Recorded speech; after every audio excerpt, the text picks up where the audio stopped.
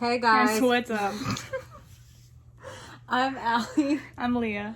Welcome back to our channel. Yes, welcome. So tonight, it's Today, literally the afternoon. It's like 1:27. We're filming a sit-down video, which we haven't done in a long time. But we really want to film more sit-down videos because I like to talk. I don't. But today we're filming like a kind of a serious video, but A personal video. yeah. I don't think it's been talked about in any other video before, but I don't really know. I don't know.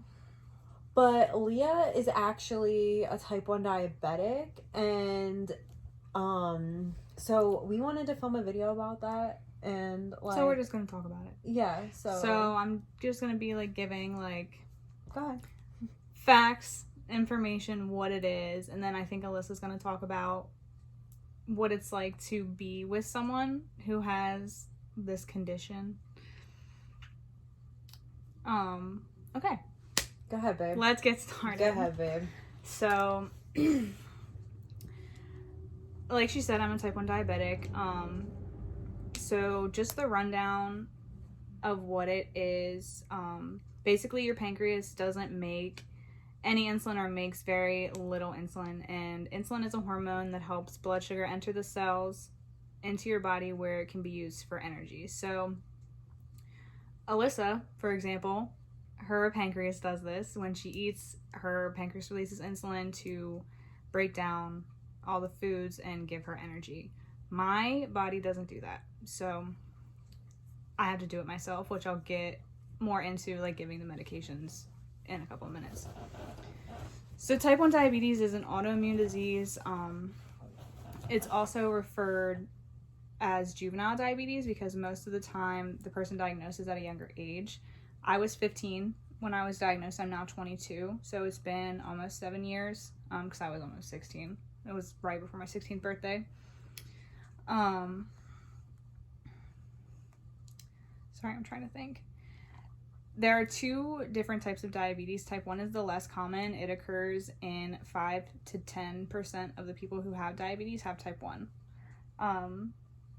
And like I said, it's an autoimmune disease, so that means nothing that I could have done like differently would have changed the outcome. My body just happened to me. So it's like based on your genes and genetics. Nobody else in my family has it though, only me. So that's an interesting fact. I guess it's got to start somewhere if it's going to start. Could have been like down the line too. Like. Yeah, so there's certain parts of my family tree that I don't know. For example, my mom, like, she never met her real father. So like her paternal father, she never met him. So I don't know anything about that family.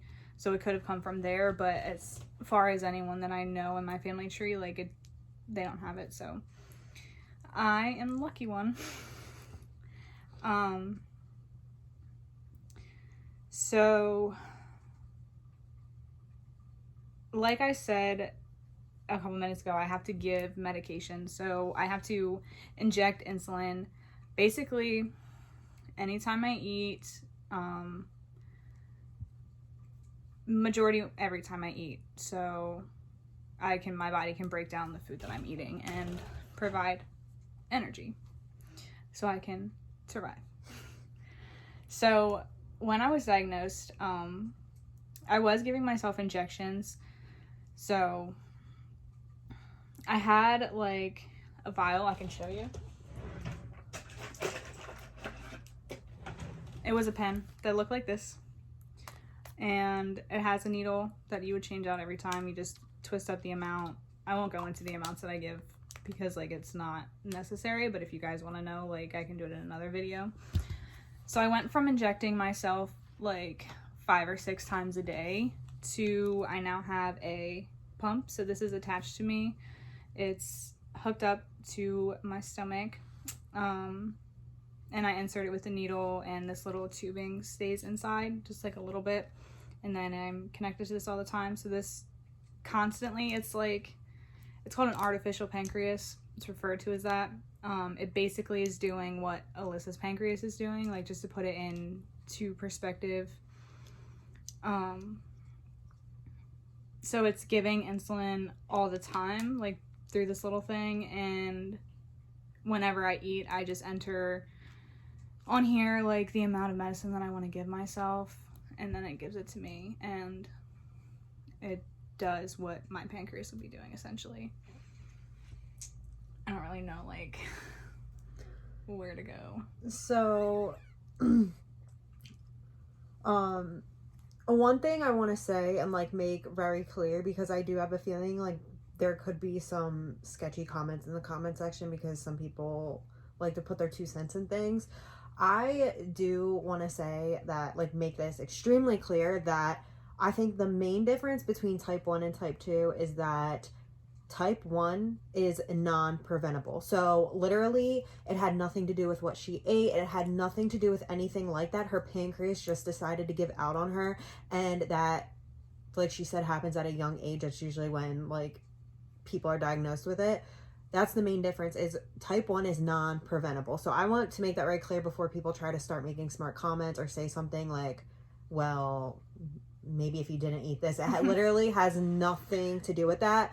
That does have to do with type 2 diabetes. However, I have people in my family, and I know people that have had type 2 diabetes or have it, and I'm not shaming that. I don't think bad comments should be made either way, even if she did have type 2, but I just want to make that clear that it is non-preventable.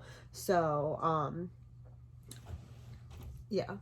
But so basically, like, I guess I can run down, like, a day in the life of how, like, I manage it. So, like, we want to film a day in the life video of, like, the actual, like what I go through, it, like what I do, the day, hands on. Yeah. But just to explain it, like, I have to monitor my blood sugar, so I have to, like, prick my finger, test it on a device that I have, and see where I'm at, and that kind of, like, differentiates between how much medicine I take, what I need to eat or not eat. So if my sugar is high, which is, for me, a high blood sugar is anything above, like, 200 to 250, because that's when I start feeling it. But my sugar, have gotten it way higher, just from, like, pump malfunctions, or when I wasn't on the pump for going, like, without taking my insulin for a long period of time for whatever reason.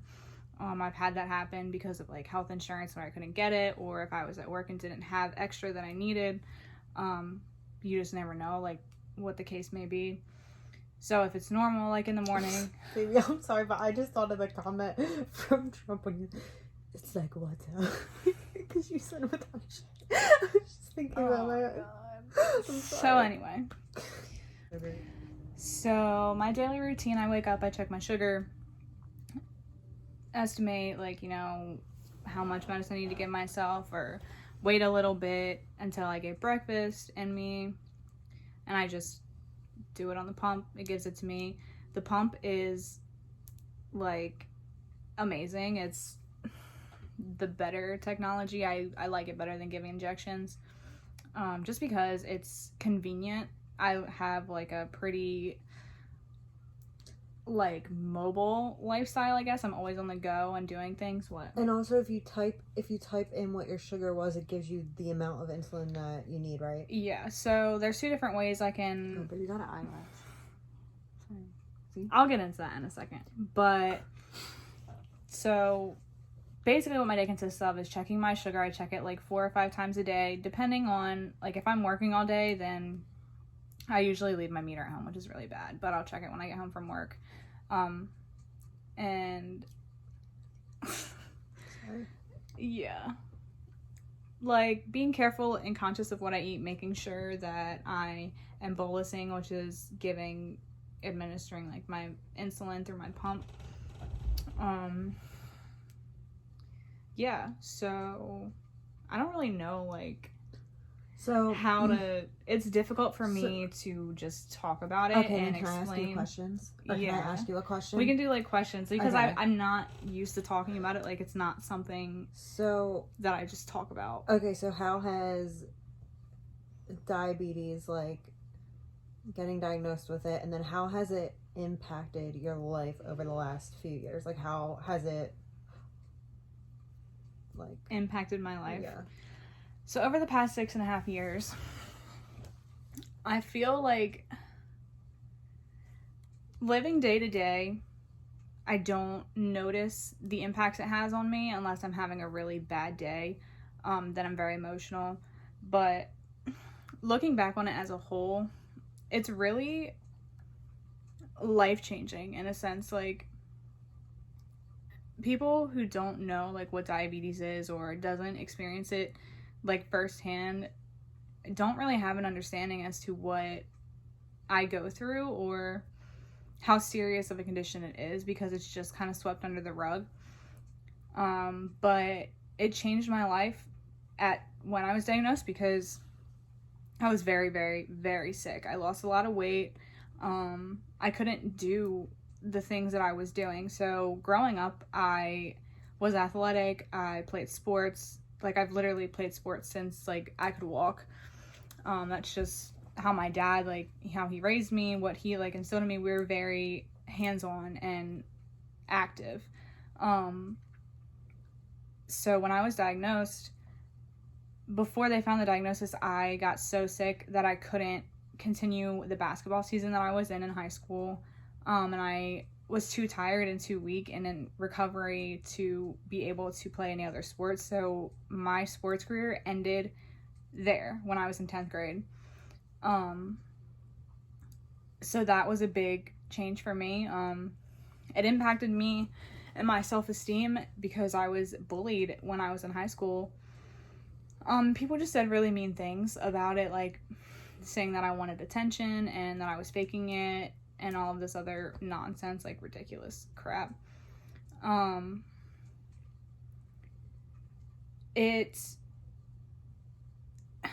brings a lot of anger and depression and anxiety because you never know like what's coming next. So it's impacted my health a lot, but just at a basic standpoint, every day for me is life or death. One thing that I do wrong, giving too much insulin, can kill me. Not having enough insulin can kill me. So it's just that alone, and knowing that I could go to sleep and drop low in the middle of the night. So if my sugar bottoms out and I don't wake up or I don't catch it to fix it, I could have a seizure. I could be unconscious. My brain could lack oxygen. Like, I could not wake up the next morning. If my sugar is high for too long and I don't have enough insulin for too long of a time, my body can go into shock and my organs can start shutting down, and ultimately I could die. And I think that's the scariest thing, is having to be so conscious about what's happening with my body that it's just every day is life or death. And I think that's the biggest impact. Because when you're 15 years old, almost 16, you're thinking about getting a car, you're thinking about having a sweet 16, you're thinking about prom, you're thinking about just being a teenager, and you're not worrying about what's coming next. Yeah, so that's the impact, I guess. What other questions do you have?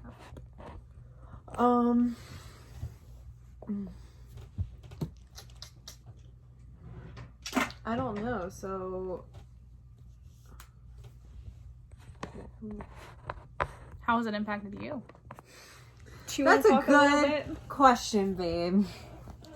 So, like I said, I know a couple people. I have family members with type 2 diabetes, and I just never paid any mind to it because I've never had to experience it with somebody on a personal level like this, so I've never thought to ask questions or anything like that. But I've never met anybody with type 1 diabetes. Actually, I went to school with a girl who has type 1, but anyway, it doesn't matter. I didn't pay no mind to it, is the point that I'm trying to make. I also, there's one thing I definitely didn't know. I didn't know the difference. I was one of those people who thought diabetes was preventable, like all of it. Like I thought that it was just diabetes, and there was different types, because I thought the different types honestly were just like different levels of it, I guess, like of whether you have like a really bad one or not a bad one. That's just like how I thought of it. And you know, I guess if you're not close to somebody with diabetes, or you haven't taken the time to learn about it or anything, you're not going to know, and you are going to think that diabetes is known for eating certain things or whatever, because that's how people mainly talk about it. The stigma. But you know, you hear people make comments out in public about it, and I don't think any of that is okay, because if you are uneducated on something, and you're just talking based off of what you think it is or the stigma, you just really shouldn't say anything, because she was at Walmart this one time, and I wasn't with you, right? Mm-mm. And the lady was like talking about diabetes or something, like these kids are gonna get diabetes or something, right? Yeah. If I was there, I would have opened my mouth. If somebody were to say something, like if we're both out, this hasn't happened, but if comments or whatever were to be made about diabetes, I would open my mouth, not in a mean way to where like I'd want to fight the person or anything like that. It would be like, I guess, like an educational way, and clearly I don't know half as much about it as she does, because she's the one that has to live with it on a daily basis. But I have learned so much from being with her about it. And you know, it's crazy to me to think that she's only 22 years old and has to stick herself with a needle multiple times a day. Yeah, she's on the pump now, but we were together when she was using the pen. She just got the pump like a few months ago. Or actual syringes. Yeah, or actual syringes. And you know, it's crazy to me, because I can't even imagine doing that to myself. Like, I would be too much of a pussy to do that all day, every day. I would probably be dead by now, because I wouldn't be doing it. Like, in all reality. So God was probably like, she's not going to handle that well, so we're not going to give that to her. But she handles it very, very well. What the fuck was that? I don't know. Did you guys hear that? I was going to edit the video and like just clip this out, but I'm not. I'm just going to leave it in there. But so how has it impacted your life? That's the question. Well, I wanted to explain something first. Mm-hmm. So it has impacted my life in the way that this is clearly not like any relationship I've ever been in. And you know, I have to constantly ask, like, I want to, like, not like I have to do this, like, no, like I want to do this, but I have to constantly ask her, like, what is your sugar? Have you checked your sugar? Like, you know, like I constantly ask her these things because I worry. And you know, when you're in love with somebody, or even if like you're close to a family member, or close to anybody with an autoimmune disease, that's what it is, right? Mm-hmm. With an autoimmune disease, you want to constantly make sure they're okay. And you know, I'm in love with her regardless, but not that I want her to be going through this, but I think like serious matters kind of bring people like closer together, like in a way, like not that like I fully take care of her, like she's grown and can take care of herself, but you know, like she knows that like I'm there, and like I am gonna take care of her regardless. And like, yeah, I ask her, like, when she's at work, have you taken medicine? Have you eaten? Like, not only do I have to ask her, like, I have to ask her, have you eaten? Like, what did you eat? Like, when did you eat? Like, I ask her all these things because, like, I worry, and I need to make sure she's eating, number one. Because if she's not, her sugar could completely drop. Or it could get high. Yeah. It could get high. I need to make sure she's taking her medicine. Nighttime, not even nighttime specifically, but I do get worried a lot, because we can talk more in detail about this in another video, I guess, but like well, first of all, she has been in physical therapy recently because for the past 6 weeks. For the past 6 weeks. She's not going anymore, but she's been having very bad like leg pain, and she had to get an MRI of her back. And it's crazy because like she's only 22, and like you think about all these things that are happening, and you're just like, well, when I was 22, and you think back because I'm 27, and you know, bad leg pain at 22, it scares me. It honestly scares me, because if you guys read up on it and like educate yourselves, like she could lose a leg. Like people with diabetes lose legs a lot, or like feet or toes, nerve damage. And it scares me because of how young she is. It's very scary for me. But we make jokes all the time. We do joke about it because it's not funny, but like it's like kind of like thing. I'll carry her in the baby carrier and I'll put her in the shopping cart. Just stop. If I were to lose my leg, just stop. Give Stop me talking a about kiss. it. I love you. No. But I have a lot of health problems. Wait, can I say something? Yeah. Sorry. Me too, tongue. No, I get really worried because she throws up a lot. And is that okay for me to say? Mm-hmm. It's not a daily thing, but it's at Almost. It's at least a few days a week, at least. And that's really scary for me.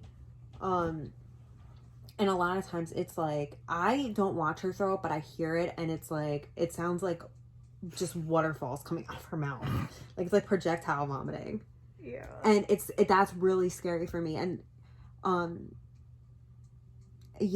don't know. Like, I've learned a lot from being with her and what she has to go through on a daily basis. And it causes a lot of emotions, a lot of, I don't know, like... Yeah, emotions are very intense. Yeah, which is fine. Like, I get it. I try to step away from any fight or any disagreement or whatever we're going through, and I try to place myself in her shoes for a minute, because I think there's more to it. I think, you know, she, in her mind, is going through a lot, and like, I can't imagine being the one having to live with that every single day. And I mean, it's gotta be hard. I mean, I know it's hard, but I don't really know how hard, because I'm not actually living with it. Like, you can say you understand a million times with somebody, but until you're actually living with it, you really don't understand it at all. And, but she knows I love her, and I'm here for her. Yeah. Every single day. No matter what. Yeah. It is...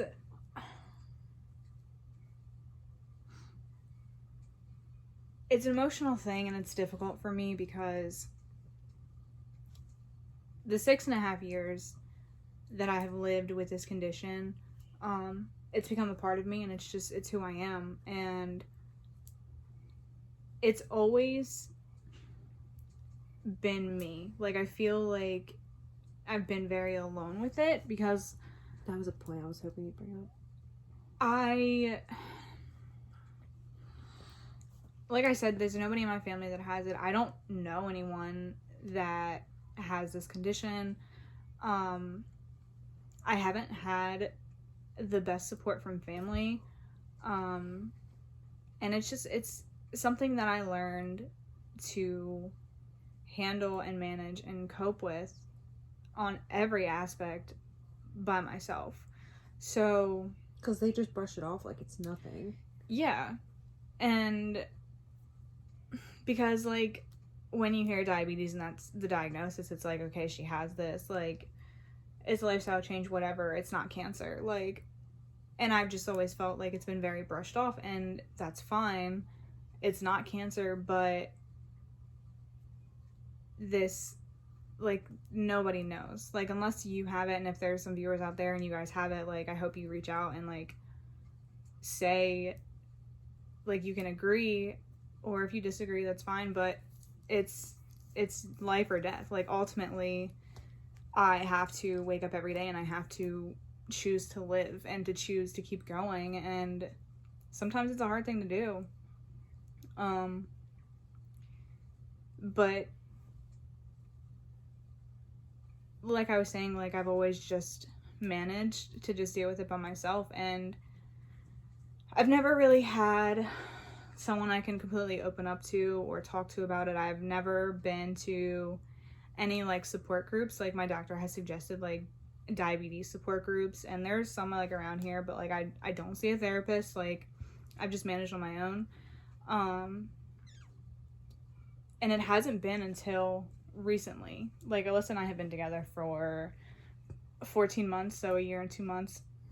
And when I started seeing a lot of doctors about recent health issues is when I started opening up to her about my diabetes and emotions that come with it. And I got very emotional, and I just cried and was able to really talk about how I feel, because it's hard to do, like, because you never know who's going to stick around, and I've had a lot of people walk out of my life, and you never know who's going to be there. You never know who you have in your corner, and I haven't always had someone in my corner, so... And I'm there through it all. Yeah, but it took me a long time to be comfortable enough to open up about it, and like, I guess that's what I'm doing kind of here too. It, like, creating, like, an outlet almost. And maybe it can help somebody else.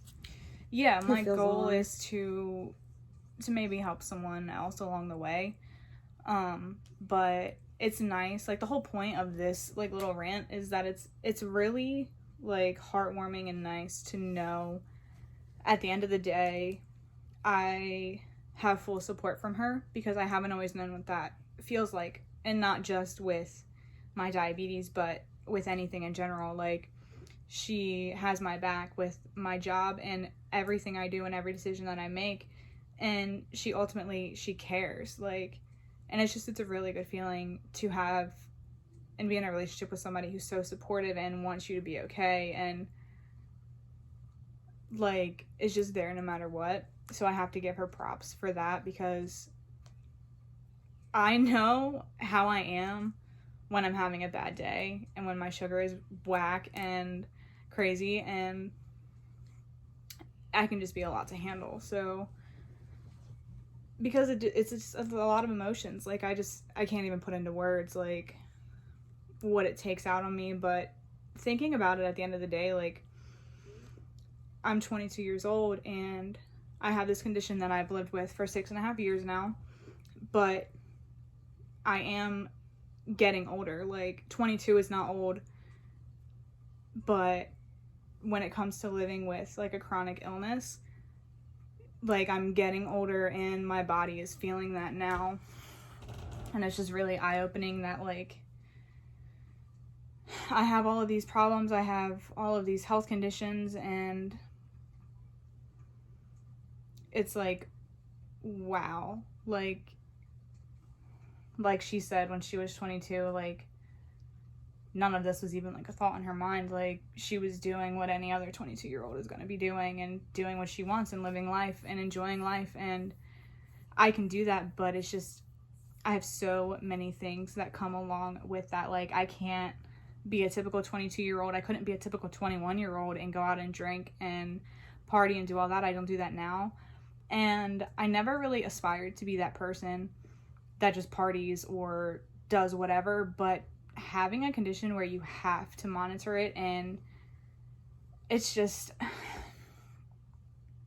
it can be frustrating. Like, it can be very frustrating that I have to constantly watch everything, and it's difficult, like, to let loose and to enjoy myself. So, like, I know we joke all the time about how I look so mad or whatever, but, like, I always have, like, this intensity within me, like, a tense feeling, like, being uptight, and it's just because there's so many things going through my head, so many things I have to deal with on a daily basis, that, I don't know, like, it just has become accustomed to, like, my life. it's difficult to talk about now and to think about everything I want to say, because when you deal with this for so long and it becomes second nature, like, I know how my body feels. If my sugar's high, my sugar's low, I can catch it and I feel it, because it's just become whatever. I know how to deal with certain emotions, or I just am emotional or whatever. Like, it's just second nature. Like, I'm not used to talking about my diabetes because I've never had to, like, because I just do it. Like, so, like, I don't know, this video is kind of like a little bit of like rambling or whatever, but it's hard to put into words like everything that it entails, because it's like, it's a lifetime, it's a lifestyle, it's, I don't know, it's everything. So, like, I don't know. Do you have any other questions that we can just track on somewhere else? Or anything you want to say? I don't know. I don't know. I lost my train of thought. Do you have anything else you want to say? I don't know. I could go on for hours and hours and hours. She literally has a book, like, just about diabetes, like, this thick. Like, the book. Remember, you always asked me, like, you should read this? Oh, yeah. Just about the diabetes. The book is, like, and that's just about what it is. That's just information. But like, I could write a book. Factual information. I could write a book, a thick novel about the emotion and everything behind it. Yeah. If you guys want to know anything, or, like, I'm sure Leah won't mind. Yeah, like, if you want to ask like questions, a Q&A, that would be fun. Yeah, like, or let us know, like, what you want to see, if you want to know more information about it. Like, if you want her to do a video on her pump and, like, what exactly her pump does, like, we can do a video on that. We want to do a video of day in life of, yeah, you know, her day in the life of, like, what she has to do throughout the day. Hopefully this turns out to be a good video and it's not just rambling and nonsense. No, I think it will help somebody out there. Yeah. Because, you know, like she said, like, type 1 is usually diagnosed at a young age, and there could be young kids who just found out they're diagnosed and they're looking up YouTube videos of somebody who has it so that they can relate, and they could find this video and they can relate to you. And I think, if anything, it would be helpful to people. Like, and you're not just rambling. Like, this is your life. Like, this is our life. Like, well, I'm a little teary-eyed a little bit. It's very emotional. It's very emotional for me to talk about, and I think it's because, like, I've spent so many years not talking about it that, like, it's just thinking about the emotions and everything, like, I just put it to the back of my mind, and I try to not. Yeah. I'm glad that she can, like, open up to me about it. It makes me happy that she can do that. And, like, she knows I'm always gonna be by her side no matter what. And yeah, I listen to her and I let her, you know, vent to me, and, like, or if she's having a bad day or whatever it may be, like, I'll sit there and I'll listen to her, and yeah, it's just, she knows that I want to brush it to the side. It's scary. Like, it really sucks because, like, now, I'm sorry, babe, what were you gonna say? I don't know, I was just saying it's scary, like, because you just never know what's gonna happen. Like, I don't know what's going on in my body. I don't know. Like, there's so many unknown things. Like, there's no... Oh, another thing I want to make known is that there's no cure. Like, there's no cure for type 1 diabetes. This is just the rest of my life. And that is what it is. What were you going to say? I was gonna say, it sucks too because, like, she has had to have so many doctor's appointments lately, and she has more coming up. She has to go to a cardiologist and a neurologist, and it's literally all of these things. And people might think, oh, well, it's whatever. Like, no, it's not. It's, like, serious stuff. Like, she has a really fast heart rate. Like, there's so many things in her body that she has to go get seen for, and it's scary because, once again, she's 22. Like, that is so scary to me. And it really sucks now because of Corona and everything. Nobody can go in a doctor appointment with her. Like, she couldn't even get a parent or anybody. Like, I can't go in there with her, even though I'm her fiance. It sucks. Like, and I hate her having to go to these appointments by herself. Like, it's horrible. Yeah, it's very scary. Yeah. So maybe this is just like a eye-opener on the emotional part.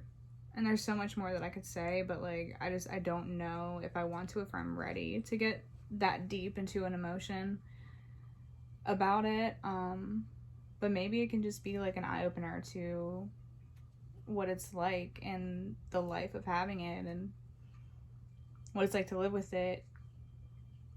I don't know. What is it like for you, like, firsthand in a day-to-day life? You know, thinking back to, like, over the course of our relationship, you know? It's always been something I think that I've paid attention to and, like, I've wanted to know more of from the time I found out that she had it. But, you know, I think in recent months of us living together, it's been even more of an eye-opener for me, and it's because, you know, anybody out there who's in a relationship or engaged or married, you know, the more time you spend with that person, every day that goes by, the more you're in love with them. And it's really scary for me because to think about what could happen, like, I'm constantly, like, this might sound crazy, but, like, I constantly feel like I'm ready to call 911 because you don't know, like, especially when she's throwing up multiple times, you know, a week, and when she doesn't answer me right away, like, are you okay, and everything is just so scary. And, like, it's not, you know, typical things you'd worry about in a relationship normally. You know, you're normally worried about stupid stuff like, oh, when am I going to see you, when are you going to be home from work, when, you know what I mean? It's normal stuff, which we are worried about normal stuff, but that's not that's not, you know. Yeah, so, like, I don't know, it's scary for me because I'm constantly making sure she's okay, and, you know, God forbid anything happened to her. Like, I literally, I don't know what I would do. Like, I have my own trauma from past whatever, but, like, I literally don't know what I would do. But yeah. If you guys have any questions or want me to go further into detail about anything, like, I'm open to talking about whatever. I know there's probably a lot that I missed or that I didn't say. I feel like that always happens with the video. Yeah. Any video we film, I'm like, I could have said that. Oh, I should have said that. But, you know, we're basically on the spot right now, and, like, we didn't a lot really of things at one time. We didn't really prepare for it or, like, write anything down or, like, it just kind of was like, all right, let's just talk about whatever is going to come out. So we'll probably do more videos, like, if you want to, on diabetes or whatever. Let us know what you want to know. But, like, there's so many other things that I could talk about, like the new pump that I'm getting. We could do, like, a haul about that. A pump haul. I'm getting a new pump, and I'm excited about that. And I can connect my phone to it, which is pretty cool. So she can see, like, my blood sugar all the time, what medicine I'm giving, which is good. So yeah, there's so many different things. Like, if I think of more things, like, we'll just do another video. Maybe we'll, like, look up some ideas. I don't know. But let us know in the comments. We want to know your ideas because feedback. You're the viewers. You tell us what you want to see, and we'll do it for you. Yeah. As long as it's nothing too crazy. Just kidding. Is that it, babe? Yeah. Alright, well, we'll see you guys in our next video, and make sure you watch the vlog, which will be posted after this one. I'm gonna post because anyway, it doesn't matter. But we're filming a vlog today, too. Yeah. So there's gonna be 2 videos. Aren't you guys lucky? So make sure you watch the whole thing. Yeah. Get us to 1K subs. Yeah. We're almost at 500. Yeah, get us to 1,000. Okay, 500 subs might not sound like a lot. Yeah, I know. They're like, wow, you guys have been on YouTube almost a year, only 500 subs, so cool for you.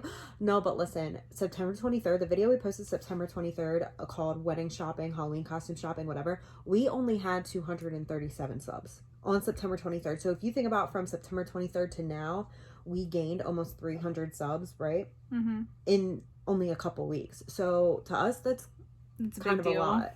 Yeah. Alright, so we're gonna end the vlog. We'll see you guys in our next video. Bye. Bye.